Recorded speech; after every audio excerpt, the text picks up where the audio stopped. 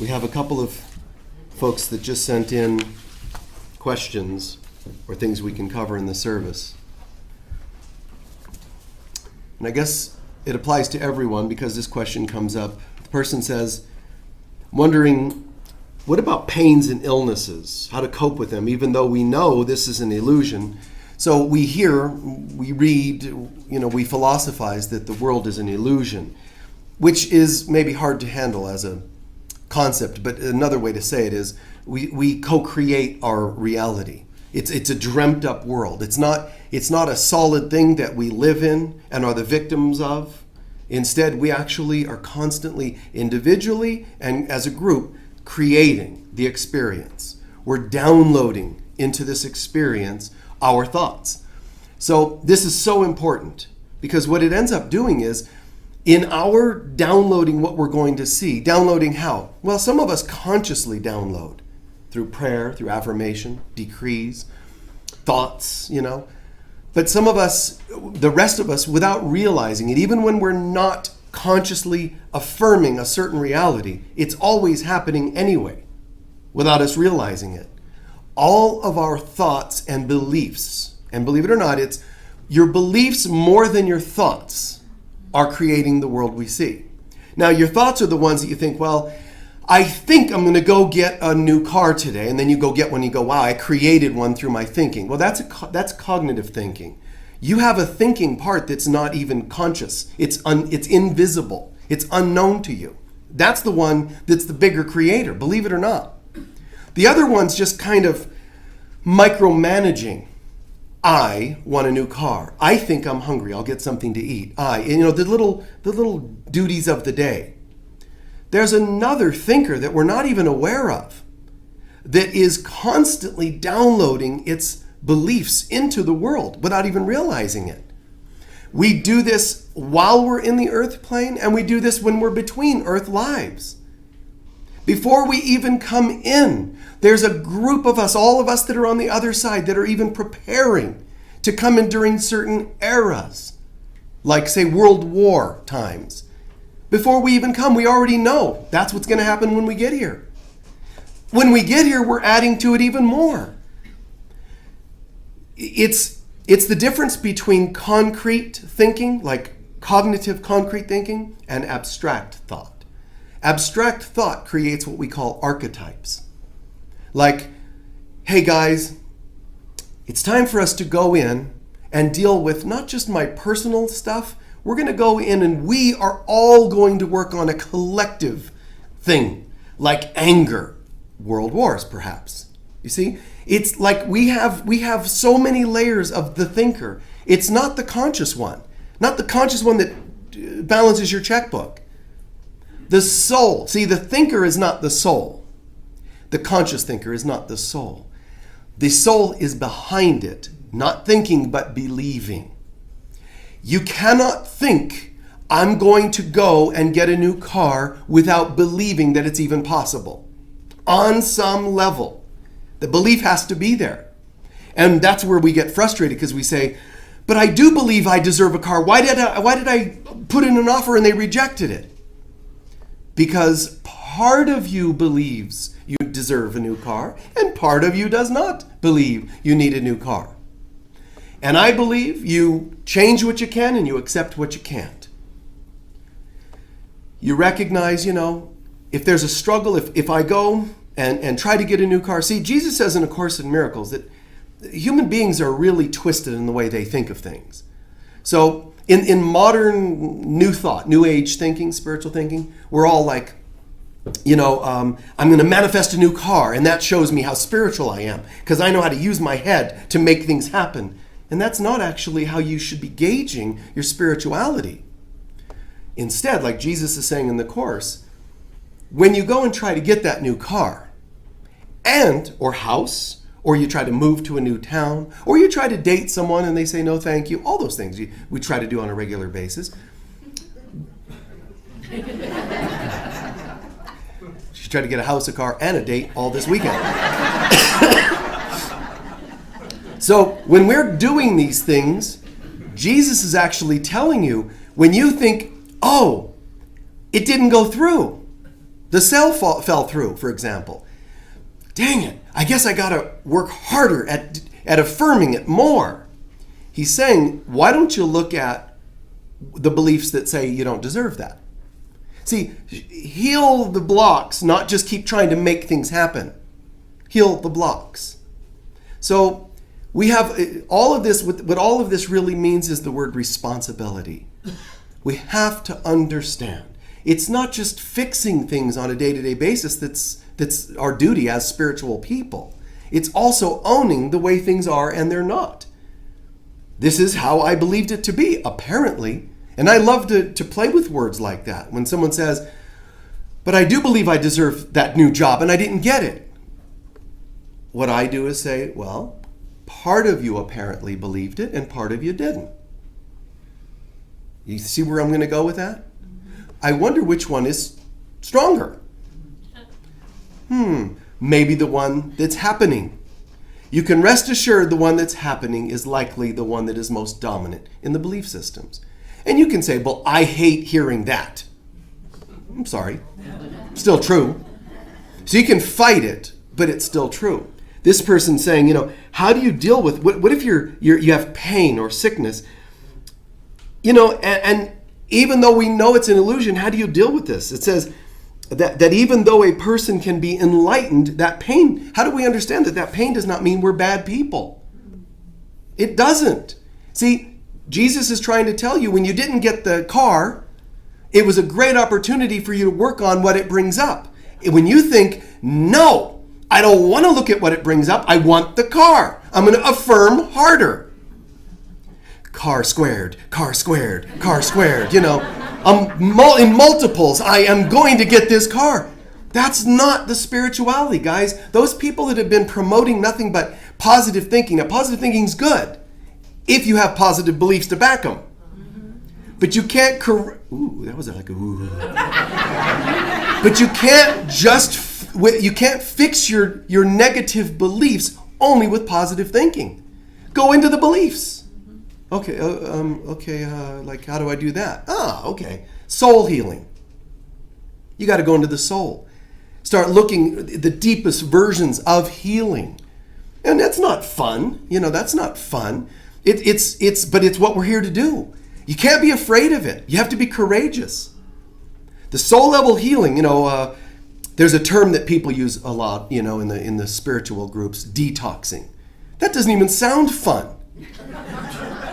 I'm going to detox. It's not like wonderful things are happening. Do you ever see a person win a Super Bowl? Hi, what are you going to do now? And they, instead of saying, I'm going to Disneyland, I'm going to go do a detox. Like, it's not a fun, festive thing.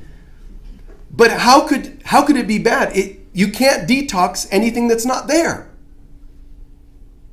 It's already there. You're only detoxing what's there. Fevers are kind of a bummer. And we used to give children aspirin to break their fever.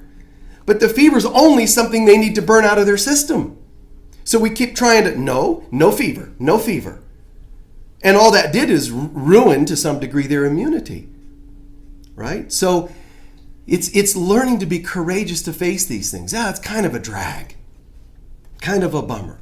You find out you've got this illness. You find out you've got this financial, issue. None of those are fun.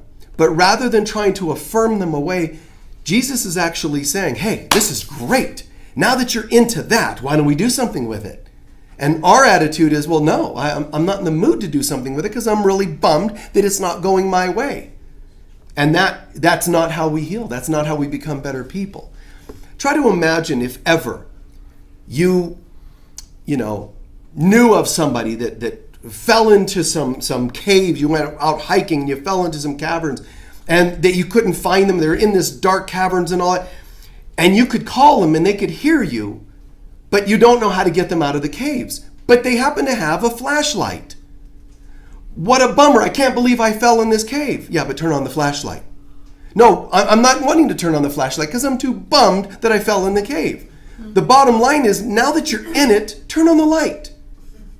You see what I'm saying, guys? And on earth, what it is turn on the light because there's other people that have fallen in there as well.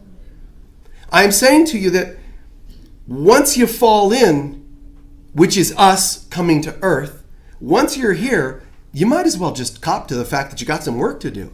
Oh, but I wish I weren't here. Thank you for sharing. Now, turn on the flashlight. I'm not in the mood to turn on the flashlight. My batteries are dead. I've worked too hard. If you're here, you likely have something to do.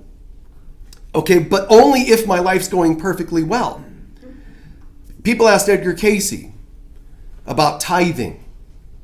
And, they would say, well, listen, Casey, in the readings, I want you to tell me how I can become wealthy. And Casey would say, well, learn to give. And they come back to a reading and say, I promise, I will start giving as soon as you help me become wealthy. And Casey says, if it's not in your mind now, it won't be there then. And I know that's not true for every human being, but it's too often true. Where we think, if things are going my way, I will turn on the flashlight for others. It's, this is what we have to do. We have a job to do, and it's not what we think it is, like actual vocation. We have a job to do, and it's beyond words to some degree. But our job is actually related to the salvation of all beings. No, I'm not saying salvation like I'm a fundamental Christian or something. I'm saying our job is to learn for ourselves how to see the real light of God in every person, and then to teach others how to do the same. Not teach them by standing here telling them how, by actually demonstrating it. That's our job. That's our primary function on earth, is to learn to see properly. To switch from seeing the eyes of duality here to the one eye of God.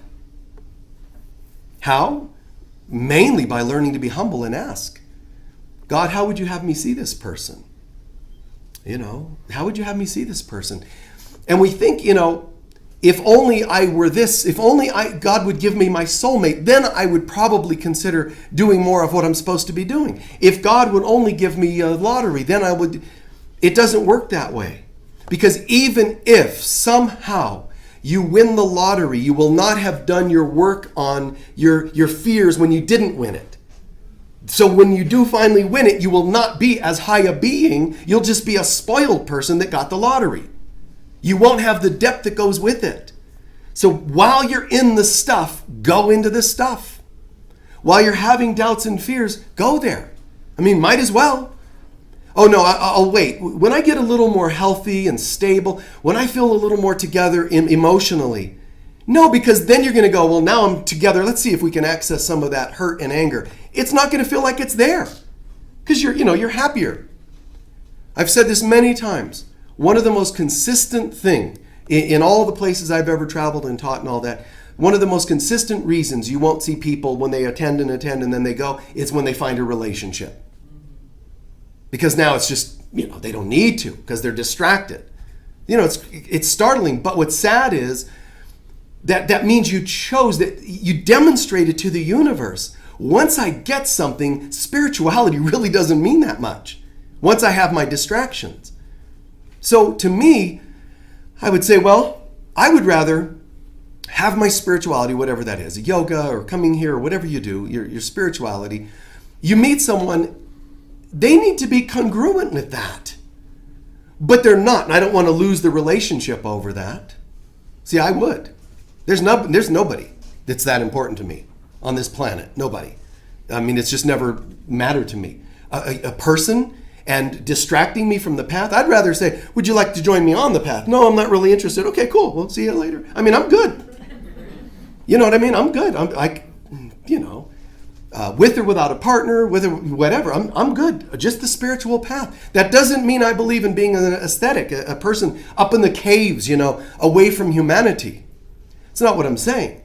We still have to apply our spirituality with people. I'm just saying I'm not interested in any one thing becoming such a distraction. And that would be anything, whether it's wealth or people or whatever. I know that my first priority is this kind of work. And I'm not saying you have to be like me and say, well, I can go with or without a relationship. I'm not saying you have to be that extreme. But do know what your priorities are. It makes a difference. Because then when you run into that test, you'll already be onto it and you'll know better what to do. You don't want to be caught after the fact. You don't want to try to catch up after someone's distracted you, because you're going to then feel guilty and shameful. God, I let this distract me. Just the same as 12 steps. If you're in a 12-step group and then you meet somebody, and there's no better place to meet somebody than in a 12-step group. You're not supposed to, but everybody loves hitting on each other in groups. Oh, you're dysfunctional like me. Why don't we get together and be dysfunctional together? You're not supposed to, and there's a reason. There's all kinds of reasons for that. But if it happened, and you met somebody else even outside the group, my point is this. My step work is my spiritual path. And you're telling me that you like to party. Well, maybe if I just party once in a while, I wouldn't do it. Oh, but they're so cute. Cutest person that's ever asked me out. You think that's what's happening? This is a test of the emergency broadcast system. This is only a test. Well, I can't pass this up. Okay, go ahead and date them. Because it's a test. And do you know what happens when you fail tests? Not usually good things. If you fail your driver's test, you don't drive. If you fail your test in a recovery program and you're supposed to be staying clean and somebody pulls you off the path because they're wanting to party and they're just, but oh gosh, but they're fun and they make me feel so alive. Yeah, that's called a drug. Cocaine will make you feel kind of alive too. All you're doing is meeting another test and another drug. Big deal. But they're so cute.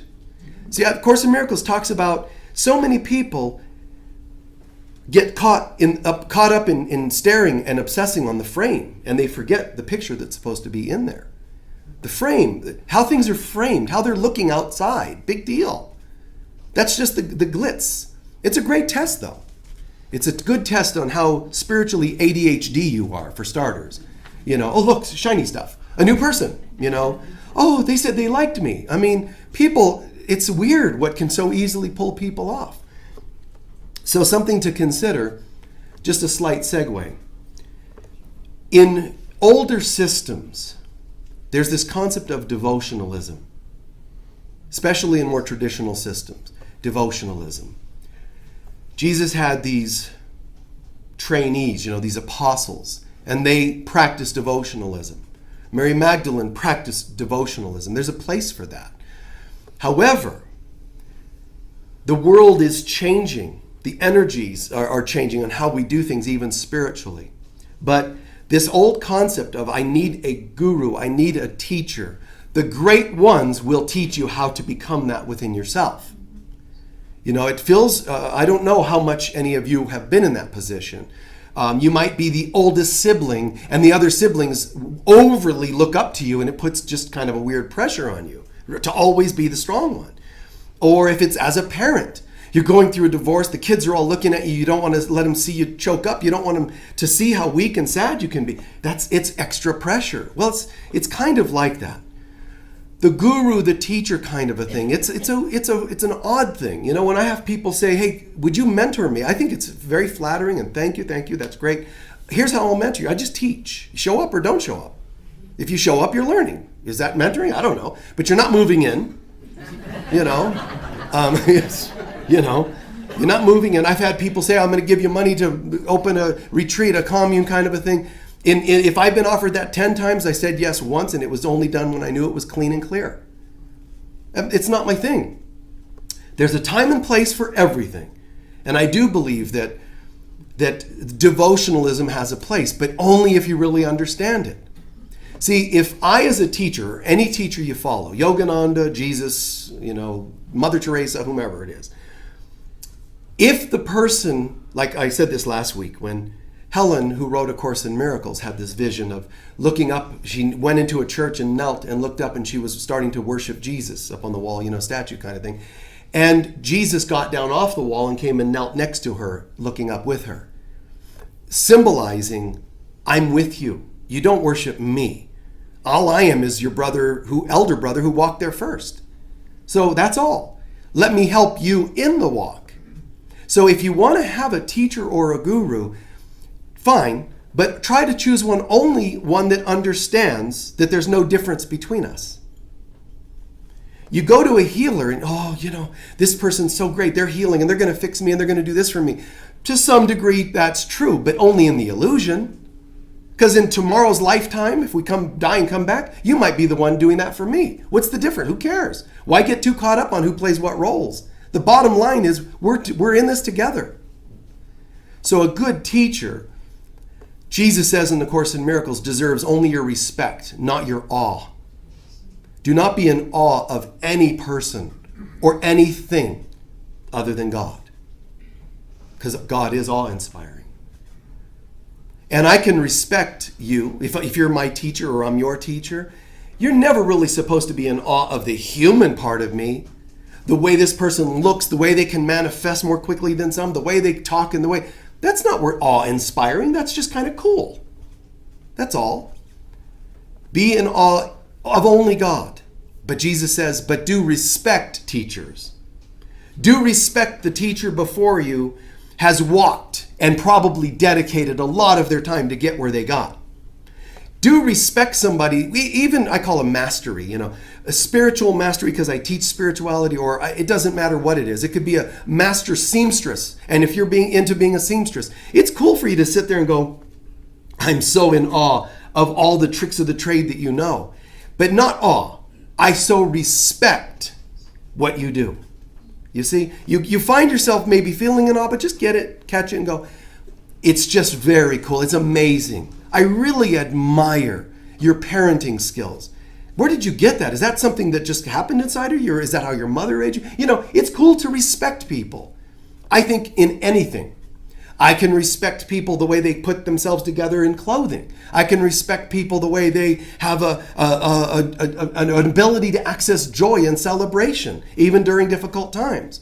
See, I can respect all kinds of things, and I think we should. And respect teachers.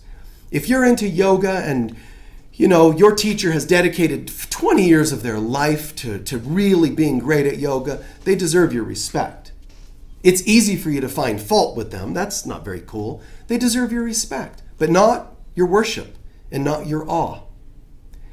If I were going to consider, let's say, pretend hypothetically, worshiping a human being, again, hypothetical, they would have to prove to me that they are beyond dying. I know, that's a bit of a high standard, but my point is, if they're still capable of dying, they're still in this with us. And there are people, one teacher, I won't name the name, but one very popular teacher, particularly in the 70s, that passed away. And, when he was passing away, he was a very big name from 40s, 50s, and all that. But when he passed away, what people remember him saying and feeling was these people never got it. He was frustrated that nobody got it. He was dying sort of in mental pain that he thought, I did this all my life and I don't think they got it. That's kind of not the way you want to go. Instead you want to die like the guy who helped co-edit A Course in Miracles, Bill. When he passed away, his last words were, all my relationships are holy. It means I've got no stuff remaining with anybody. That's very cool. And I could name these two people, this guy that helped with A Course in Miracles and this other teacher I left nameless. You will all know this name and only a few of you will know this name. But this one didn't die well. Now that's just a perspective. Maybe he got it seconds later. I'm just using it as a metaphor, but that's not the mindset I want to be in. And it's very tempting to be in that mindset. Geez, we work and we write and we, teach and we do all these things. And sometimes it does seem like, people aren't getting it. Then change the way you do it. Change the way you do it. Improve the way you do it. But to me, all the teachers have to find that place of humility. That we're in this together. Now, here's one reason why a lot of teachers don't do that. Well, if I say that I'm equal to them, then I'm out of a job. Why would they come and see me if I say, well, we're all kind of messed up. Thank you for being here. Leave your donations at the door, Like, oh, okay, we're going to donate to him because he's just as messed up as we are. I understand, but I'm telling you that's the way the human head works. But that's not what happens. It allows the vulnerability, allows the realness to say, I've struggled with this and that. However, what I think helps people is to say, when you fall in the cave, turn on the light. Here's how I did that. You see what I'm saying?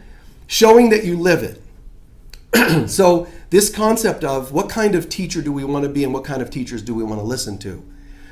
In the Bhagavad Gita, Krishna is talking to Arjuna. It's really beautiful, this whole process of the two of them talking and going through life and death and heck together, just going through hell together. And there's a point where Arjuna just says, Krishna, what is the greatest way? What's the most spiritual path? What's the right path? And Krishna says, well, there's nothing superior than simply meditating yourself into oneness with God. Just meditate, devote yourself to God. Devote your mind, body, and soul to where let's just, for now, bear with me, the body sort of disappears because I'm so into the oneness with God. See? And Krishna's saying, what could be better than that? You're disappearing. You're ascending. You're actually ascending. And you're going into higher consciousness and you're, blissing out, your samadhi and all these other great terms for, you're in this absolute oneness. Not even aware of the need to eat, sleep. The heart rate starts to fade and quiet down because you're barely on earth at all. He says, what could beat that? And he's right. But then he says, no, wait a second. Come to think of it, and he's saying that's bhakti yoga. He's saying, come to think of it, there's karma yoga. Karma yoga is when you do good deeds. So here where I'm going with that. There's nothing like this. Oh, no, wait a second. I guess if you start blissing out and you forget to do good deeds, what's the point? So my answer is called balance.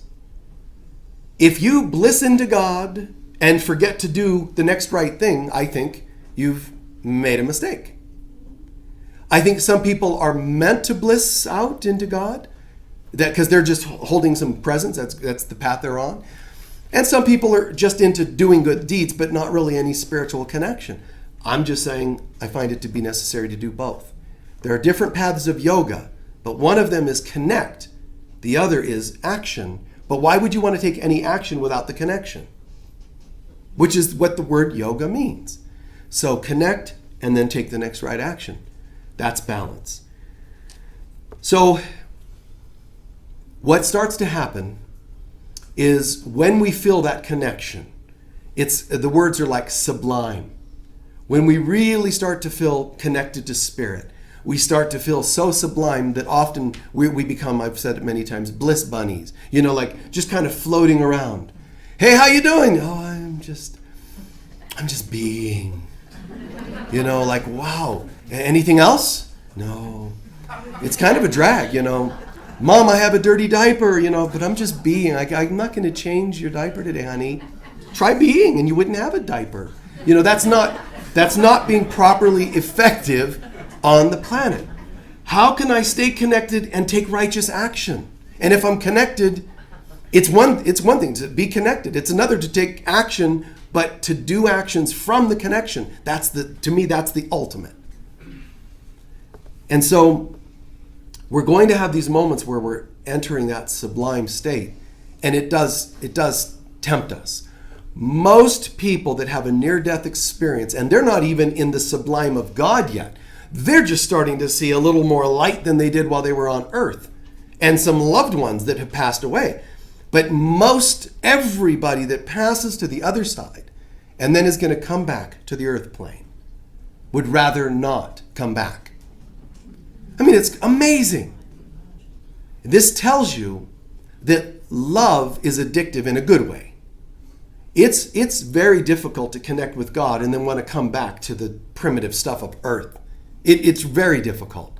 You start kind of blissing to higher dimensionality. It's very easy. Let all the heart rate and everything just kind of fade and you start just floating and you're seeing and you're experiencing these wonderful things. It's very tempting. And most people that pass over don't want to come back. And it's a rude awakening when they say, well, isn't this great? Not, bye. And they send you back into your post-surgery body and you're like screaming in pain. A moment ago, you're doing pretty well. That's very similar to this idea. Devote to God. And when you devote to a teacher, don't devote to the person, devote to God in the teacher. And if you can't find anyone to devote to, here's a great one. The real practice of Tantra, like in Tantric Buddhism, the real practice of Tantra is fantastic. And here's why. And there's different roads within Tantra. There's a left-hand path, a right-hand path. I like the middle path. So, but in Tantra, there's this one path of Tantra, like the one the Dalai Lama, well, no, I'm going to say some Tantric practitioners, they do the no contact. It's kind of a spiritual Buddhist, Tibetan Buddhist or Hindu Buddhist or Hindu practitioner that's doing Tantra, and it's no touch, no contact. There's another, the opposite extreme in Tantra is only contact. It's all about lovemaking and contact. But true Tantra is saying this, that in true Tantra, you actually never go to an altar. You never go to a thing. You never look at an object per se. What you do is you look in the eyes of another person and look there until you find God. It's not about the physicality that some people think Tantra is. Now, they call Tantra, some of the ancient peoples called Tantra the short path to enlightenment because they're saying not get into Tantra, it's the short path. If you just practice spirituality and sexuality, you're going to be enlightened quicker. That's not what they're saying at all. What they're saying is if you can remain focused on God while making love, you're pretty cool.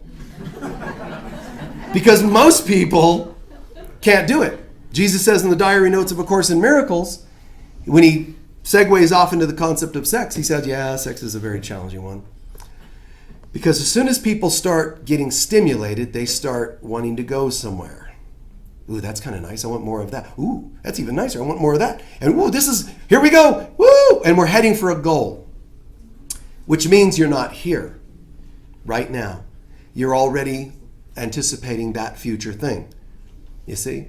So that's why the short path to enlightenment meant that if you're capable of stimulated, no, here, stimulated, no, I'm here, and stay centered, if you can go through the sensual experience and remain totally present and not looking for things to do, but someone to be with. Because, as he says in A Course in Miracles, there's no place more sacred on earth than in a holy relationship, which is when and where we have dropped the masks, where we have let go and just dropped the illusion of what we look like. That's the sharing love, not making love, because the word making means you're contriving it. You're actually truly sharing love. How could you not know exactly what that person needs? How could you not know exactly what that person's feeling? What agendas could you possibly have when there's nothing greater than being with that person? So part of what I'm describing today is keeping the balance, the sublime with God, but then the proper actions. You have a headache, it feels kind of a drag because you're spiritual, and you don't know why you have a headache, but take an aspirin, for God's sakes. Take an aspirin. But do your spiritual work. This is exactly what we're told. Devote to God, but take care of stuff. Devote to God, but still, try putting fuel in the gas tank instead of multiplying particles of fuel with your mind. Just pump some gas in the thing too. Take care of things. Learn to have a little bit of lightness about it. Still, do, but with God. If you can still manifest or manage to stay connected with God while making love, you're further on than anybody. If you can stay connected to God while you go to work, you're further on than anybody. It's not being all sublime. I wish I didn't have to work, ever. I'm really spiritual, but it's humans that mess me up, How do I balance this? How do I do this? How can I take this work and bring it to the here and now? And it helps us when we remind each other. Not failing each other, but reminding each other. It's not easy to maintain that center and that balance while being in the world. But if you do, you'll start to notice these moments of sublime bliss, ecstasy. It does happen. Typically, these things don't happen by chance. It's not like you suddenly, boom, go into some state of samadhi or bliss or oneness out of the blue. Typically, it's something you prepare for. But it can seem spontaneous, like Kundalini rising. It can seem spontaneous at times. It can be that unconsciously you were ready. Consciously, you may think, I've never even meditated. And the first time I meditated, boom, my mind totally opened up. I became one with bliss. My friends around me in the meditation room were all angry at me because they've been going to meditation classes for 6 years and haven't even seen purple light yet. You know? That's not who's better. There's all these pieces beneath the surface that we don't know. So you might have just been ready without realizing it. The gifts you have, Edgar Cayce was very gifted, but it wasn't random. Helen, who channeled A Course in Miracles, amazing material, maybe the highest on the planet. But it didn't just happen. She was prepared in other lifetimes for that. Jesus told her that in his conversations with her. Edgar Cayce was prepared in other lifetimes to be what he was. So whatever is your gift, these are things that have, like Aquarian Gospel says, there's no such thing as prodigies. Whatever is your gift, these are things you've nurtured over time. And you deserve respect for those things. Not awe, but respect. So sometimes you have past life connections that you've made, past life work that you've done. Also, sometimes you're doing your spiritual work. Like the workbook lessons in A Course in Miracles are preparing you to some degree for something, right? But when he says in the book, you might start seeing colors more, he's talking about clairvoyance. He's saying once you practice this enough, you're going to start opening your third eye. He says, but that's not our goal. Kundalini rising is not our goal. Seeing purple and sparkles is not our goal. Seeing unicorns and fairies is not our goal. Well, what is the goal? What could beat that? Love. Oh, that, okay. We act like that's, bummer. Because we don't know what true love feels like yet. We're still equating it with romanticism. Love means all of a sudden I'm incapable of seeing anything in all of you but love. And it's the most amazing, sublime thing. All of a sudden, I didn't fall in love with a person, I rose in love with everyone.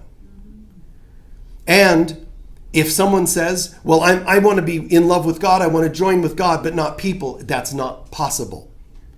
It's with people that we lived out our separation from God with. So it's through people we have to actually heal the separation. So you can't say, I love God, but people are the problem. It doesn't work. You have to say, wow, I was pretending to love God. I thought I loved God. Just own it. I thought so.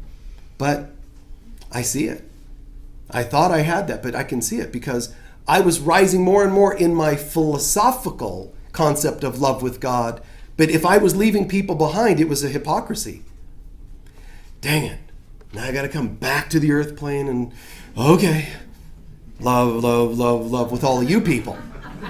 It's kind of an inconvenience. I was blissing out a moment ago, it's like telling the kids, hey kids, listen, mommy was with God a moment ago, but apparently God thought you guys might be important. So I had to come back to be with you all, And is that a bummer? No. Because when we're here, our work is before us. If you don't get it here and now, you don't have it anywhere. Here and now with everyone. Understand that devotionalism start right here. And if you say, well, I don't know of any spiritual teacher, guru to devote, well, wait a minute. Start with anybody that feels trustworthy at all. Humans are not going to demonstrate perfection to us. Because even if you and I are very much in the same alignment with beliefs and so on, you might tie your left shoe first and I might tie my right shoe first. And that'll become an issue at some point because humans love to do that.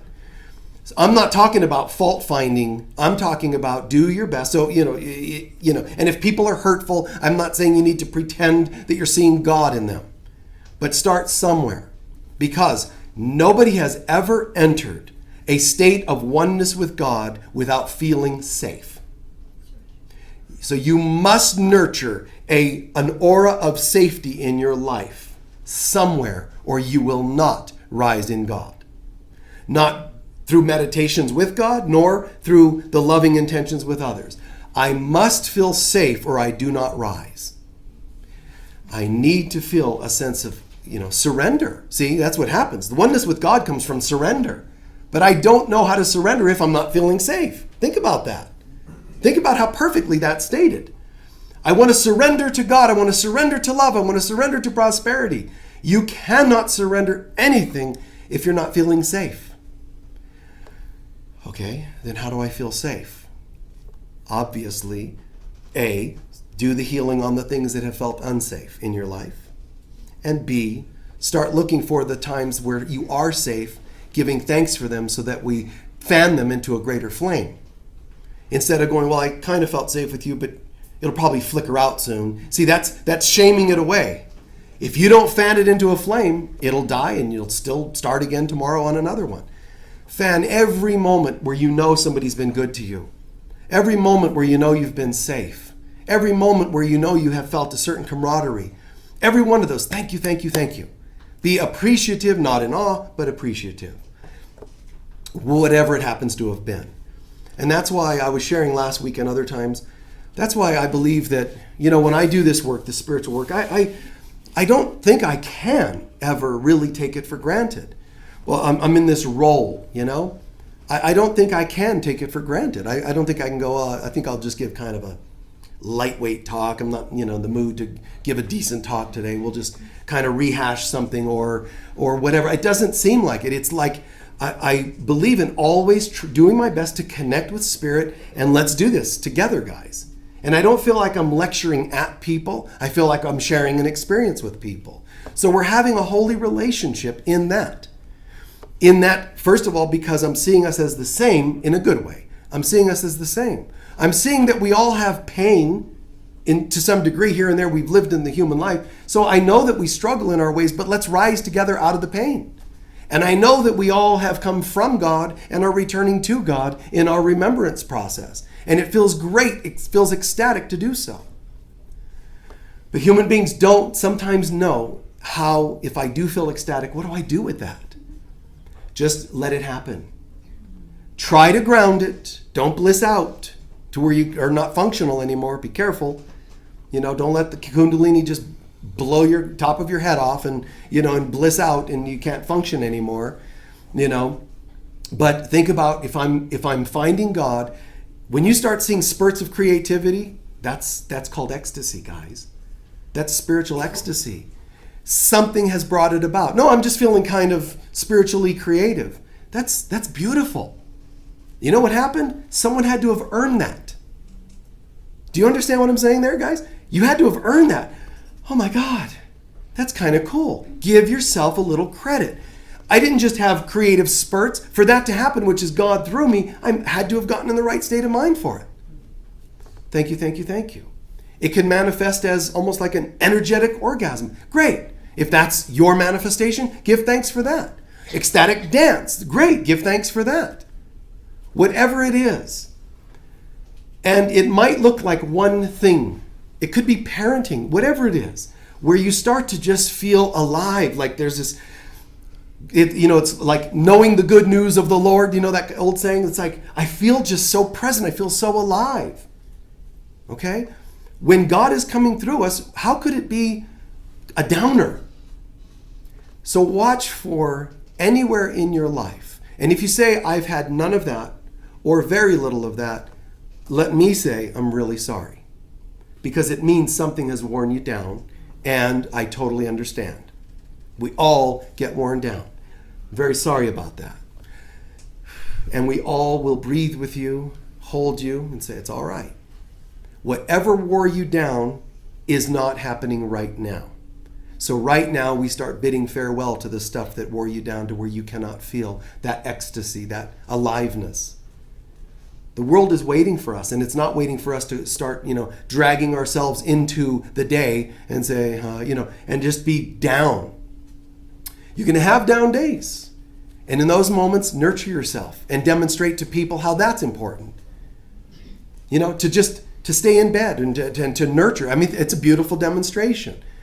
But if I'm one with God, Krishna says, yes, be one with God, feel that connection, but the manifestation. And if the manifestation is curling up in the blankets and having some, hot tea and watching your favorite cartoons from when you were a kid, I think it's fantastic. I would rather see you do that than forcing yourself to go to work at a job you don't even love. Because you have to. See, that's not living the connection. So think about that in your own lives. If I am living in absolute ecstasy, first of all, how can I feel that more? I said it's not happening by accident. And if you see it happening, give thanks for it so you fan it into greater moments of that.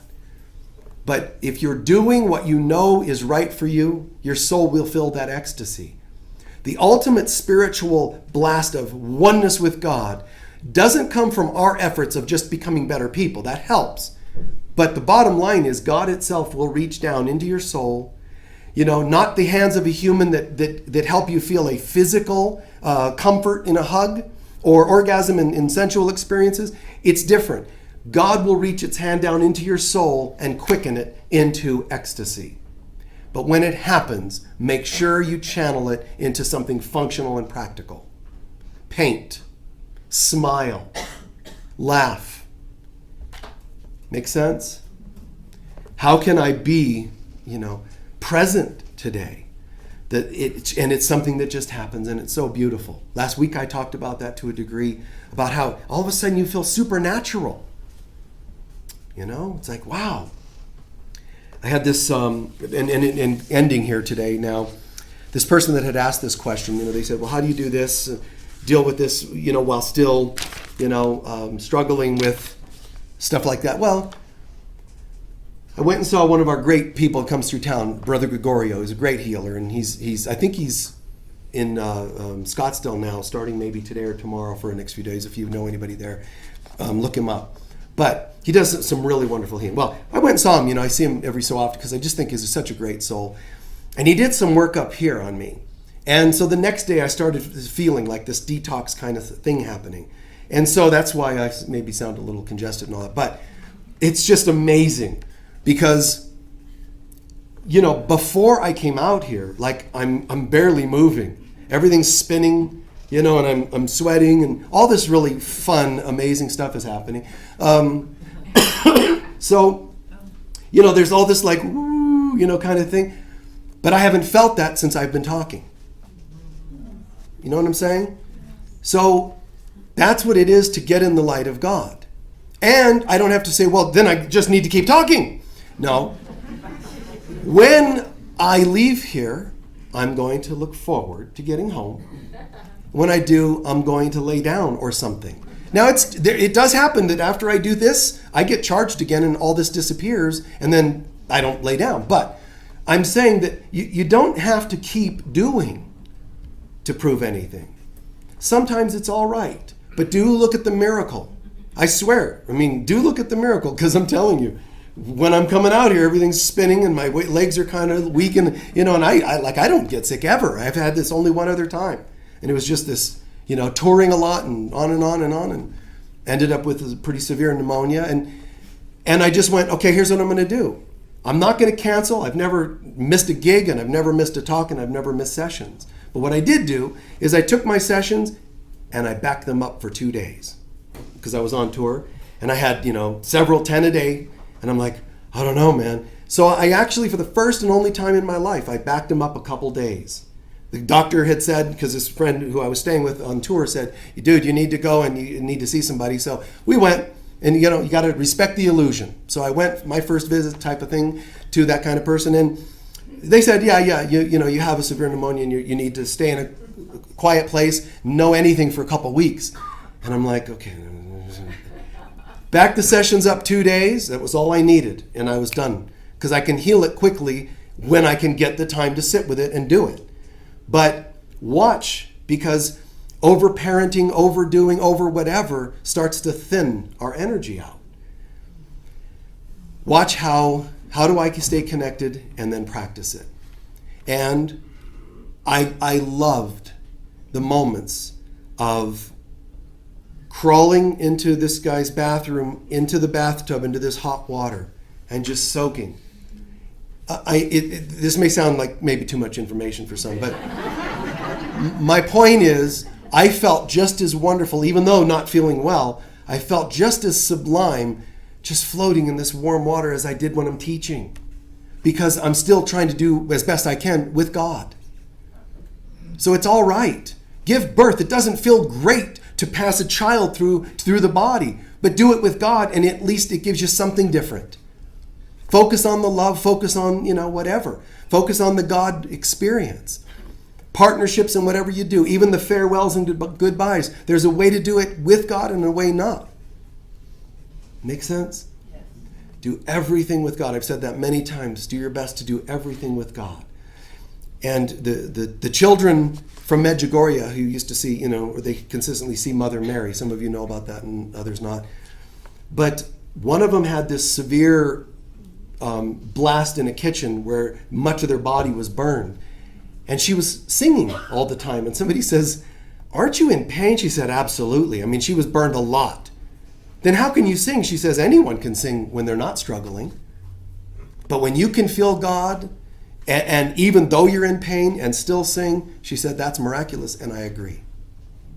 So it's great if things are going your way, and it's great when things are going your way. Bless you guys. You've done good work to make that happen.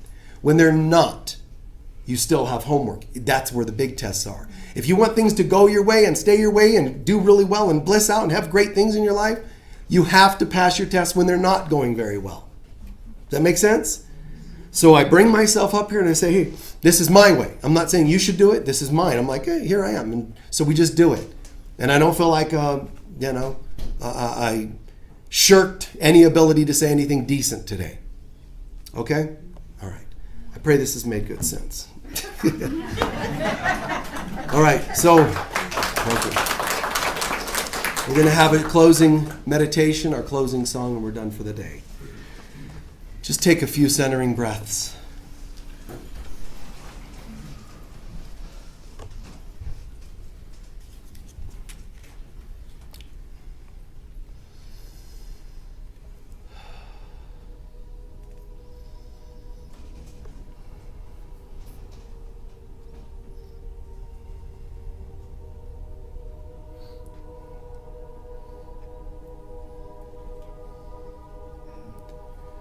Today, let's meditate this.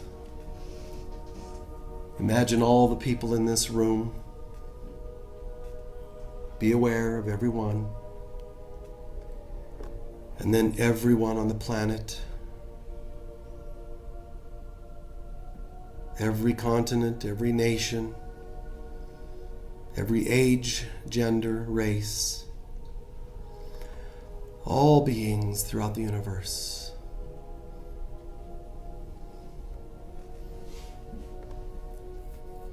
And we're all looking like we're working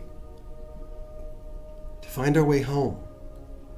Third dimensional beings, fifth dimensional beings, all these various beings, light beings,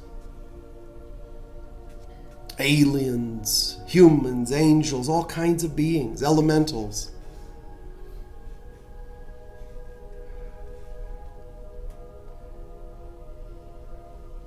And it looks like we're seeing them all through the universe.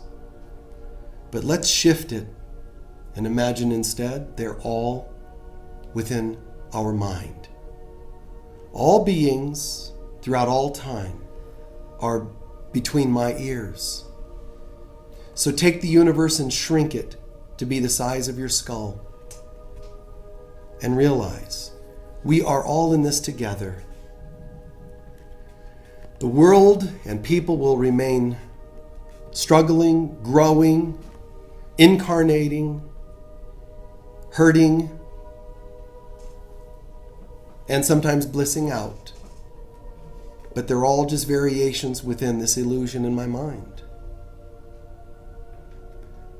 Let's close with just a thought of prayer, an affirmation, that instead of all these variations from this being to that being, how about we wish, pray, affirm a perfect sense of love for every one of those beings to where they all become the same, perfect light.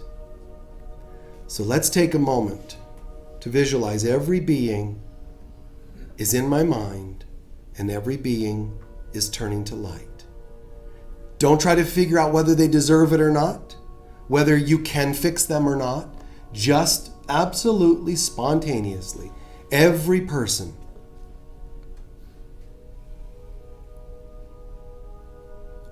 spontaneously, unconditionally, every one of them sparking into light.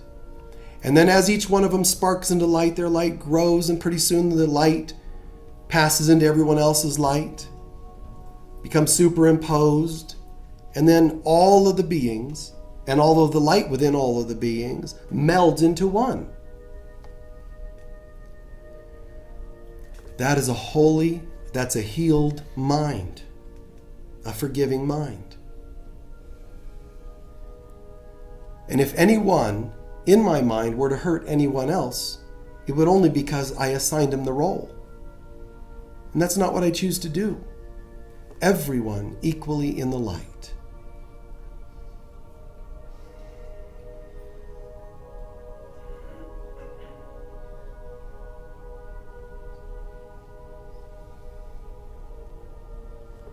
And lastly, just focus on the gratitude we feel for them and they feel for us.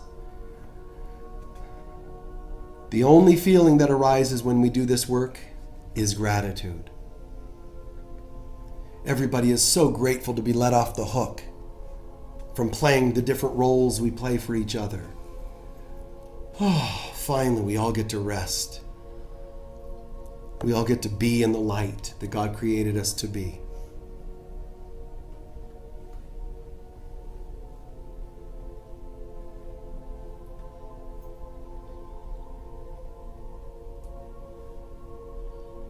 Breathe that into your heart and soul.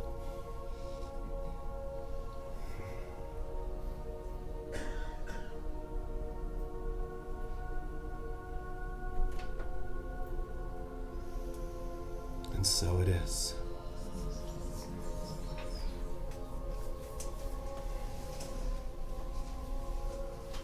Good.